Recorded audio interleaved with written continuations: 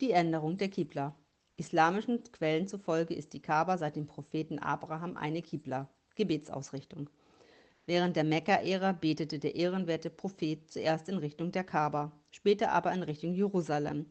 Es wird berichtet, dass unser Prophet sallallahu alaihi wasallam im Mekka die Kaaba vor sich nehmend in Richtung Jerusalem betete.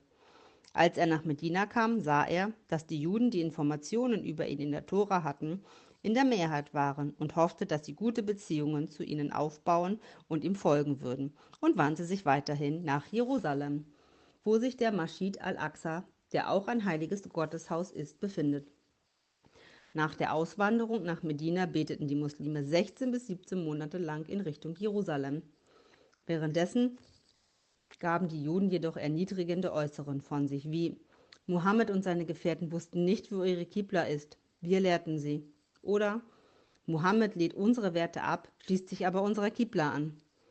Der ehrenwerte Prophet, der über diese Worte traurig war, wollte, dass die Kaaba zu Qibla wird und hoffte diesbezüglich auf eine Offenbarung von Allah. Da die Kaaba die Qibla des Propheten Abraham war, war es der Sache dienlich, die Araber zum Islam einzuladen. Eines Tages, als der Prophet sallallahu alaihi wasallam das Mittagsgebet in der Bani Salima Moschee leitete, bekam er eine Offenbarung von Allah, dass die Qibla geändert wurde. Daraufhin wurden die ersten beiden Raka des Gebets in Richtung Jerusalem und die letzten beiden Raka in Richtung Mekka verrichtet. Aus diesem Grund wurde diese erwähnte Moschee Masjid al-Qiblatain, Moschee der zwei Qiblas genannt. Der Vers bezüglich der Änderung der Qibla lautet wie folgt: Wir sahen dich dein Antlitz ohne bestimmte Richtung zum Himmel kehren. Jetzt wollen wir dich auf eine Qibla ausrichten, die dir gefallen soll. Wende dein Gesicht in Richtung auf die unverletzliche Moschee. Und wo immer ihr seid, wendet euer Gesicht in Richtung auf sie. Und siehe, jene, denen das Buch gegeben wurde, wissen, dass dies die Wahrheit von ihrem Herrn ist. Und Allah beachtet ihr Tun.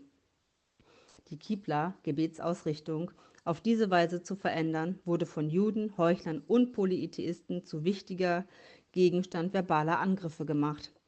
Die Juden sagten: Mohammed hat unsere Qibla aus Eifersucht verlassen, weil unsere Qibla die Qibla der Propheten ist.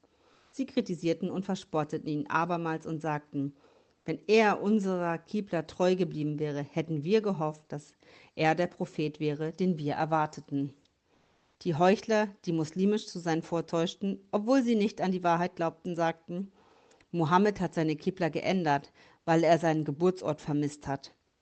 Eine Zeit lang ist es die eine Qibla, dann eine andere. Was soll das? Die Polytheisten hingegen versuchten, Muslime zu provozieren und zu verunsichern mit den Worten: Er hat seine Religion verfehlt. Der edle Koran kritisiert und verurteilt die Urheber dieser Gerüchte scharf als Sufaha und verkündet, dass der Westen und der Osten Allahs sind und dass er leitet, wen er will, auf den rechten Pfad, und dass er so die Muslime zu einem Volk der Mitte machte und dass er die Qibla, die sie früher hatten, geändert festsetzte, um zu prüfen, wer dem Gesandten folgt und wer auf seinen Fersen eine Kehrtwendung macht, und dass es, außer für jene, welche Allah geleitet hat, wahrlich schwer ist, dies zu akzeptieren. Die Erklärungen in diesen Versen waren eine Antwort auf die Abweichler und eine gute moralische Unterstützung für die Muslime.